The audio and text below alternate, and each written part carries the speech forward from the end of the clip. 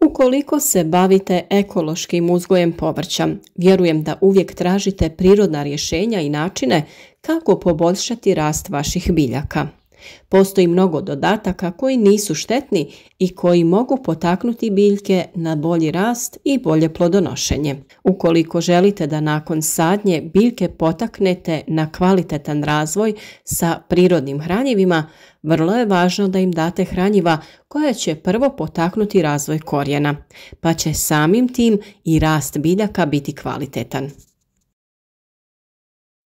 Temperaturna kolebanja, česte padaline, previsoke temperature nikako ne idu na ruku biljkama, a onda i povrtlarima ove godine.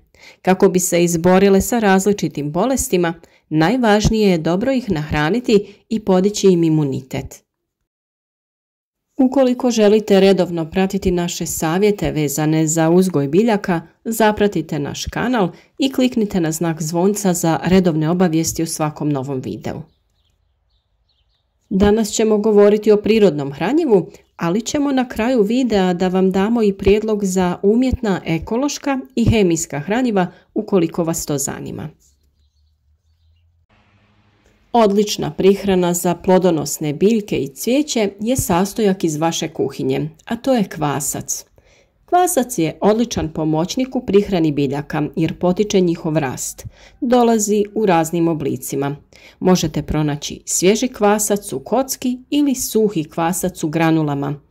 On naime posjeduje mnoge hranjive tvari poput vitamina B skupine, beta-glukana, biljnih hormona i minerala, kalija i magnezija.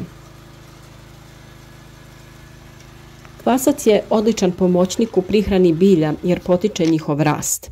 Ishrana bilja kvascem je učinkovita u svim fazama razvoja, iako je najbolje primijeniti ga prilikom sadnje jer jača korijenov sistem.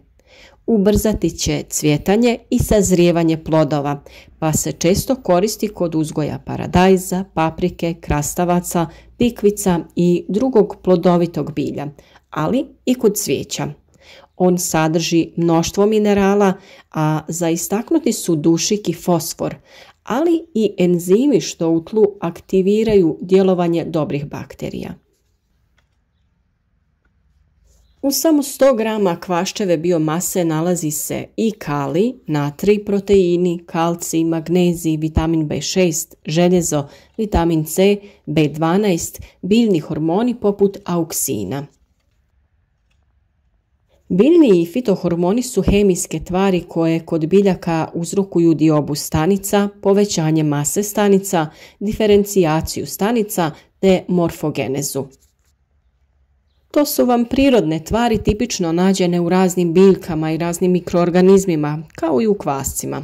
Ali u kvascu su nađeni i biljni hormoni auksini.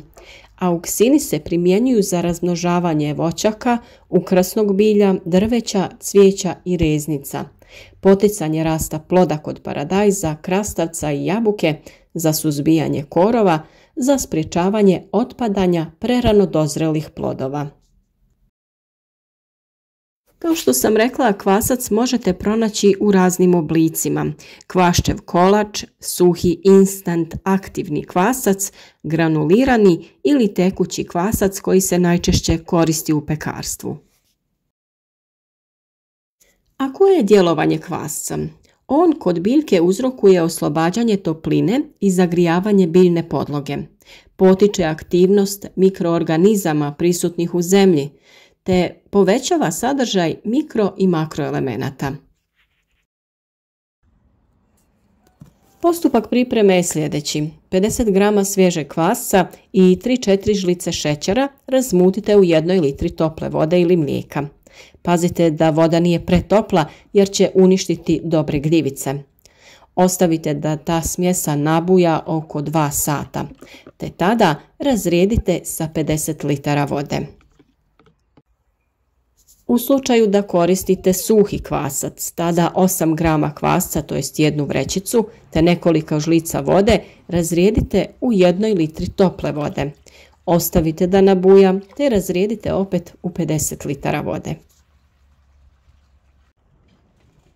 Ono što treba imati na umu da tlo zalijevano ovom otopinom gubi značajnu količinu kalcija i kalija, pa sa vremena na vrijeme treba dodati ove minerale u tlo. A to također možete učiniti na prirodan način, a najlakše je to učiniti pepelom nastalim od sagorijevanja drveta. Te također je vrlo važno da svaki put kada želite prihraniti biljke napravite svježu količinu ovog hranjiva.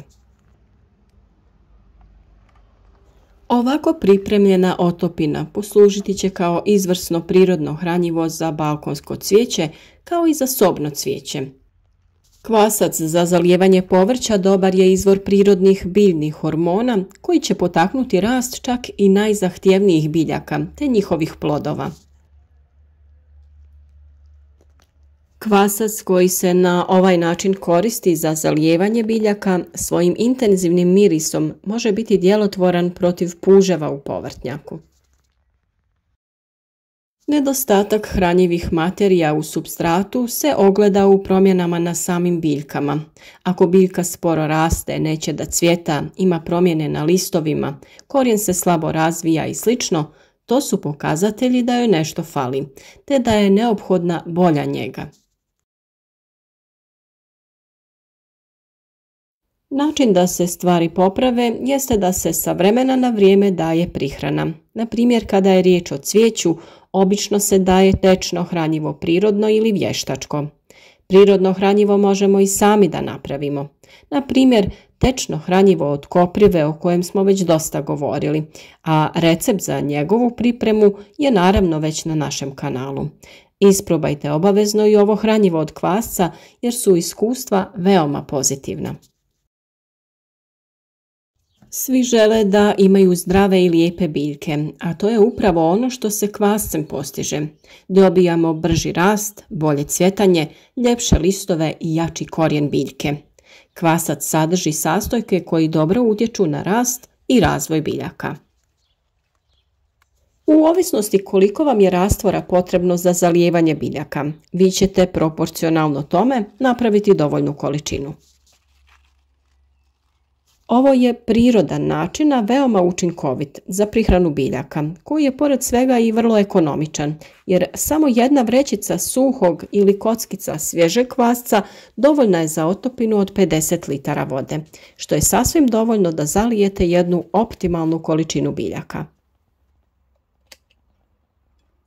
Kao što smo rekli, postoje i druga hranjiva koja možete kupiti i lako koristiti. Ono što je važno jeste da sadrže veću količinu fosfora koji biljke potiče na razvijanje korijenovog sistema, a samim tim potiče i usvajanje drugih hranjiva iz tla. Tako će biljka imati sve potrebne nutrijente jer bez jakog korijena to ne bi mogla da usvoji.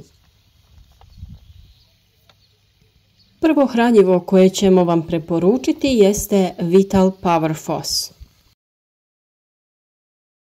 Naime, Vital Power Fos je hranjivo na bazi fosfata, kemijski kompleksiran sa organskim kiselinama sa mnogo razmjena radikala, štiteći fosfor u tlu, što ga čini 3 do 4 puta učinkovitijim od ostalih hranjiva.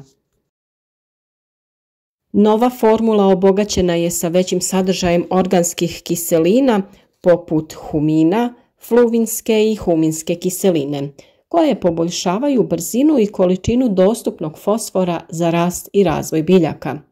Poboljšava se ukorijenjavanje, stimulira rast korijena koji se aktivira uz pomoć cinka, osigurava dodatke potrebne za dopuniti nedostatke izazvane nepovoljnim uslovima sa brzim i visokim unosom fosfora. Njegove prednosti su to da je dostupan i na niskim temperaturama. 3 do 4 puta je učinkovitiji od konvencionalnih fosfata. Neposredna je njegova asimilacija, a od početka korištenja on stimulira razvoj korijena i napredak same biljke. Ne izgara mlado korijenje, ani sjemenje. Potiče zadržavanje dušika i kalija, te povećava djelotvornost i smanjuje potrebu za količinom fungicida.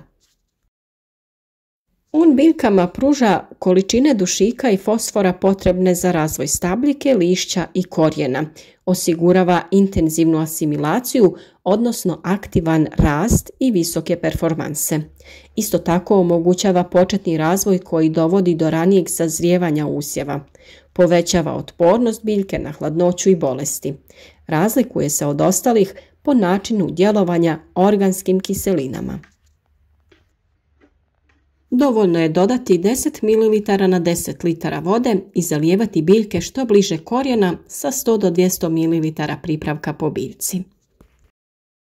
A ono što također možete da koristite su kristalonska vodotopiva hranjiva NPK omjera 1:2:1 ili u ovom slučaju 12:48:6. Jedino je bitno da količina fosfora bude više zastupljena od ostalih elemenata.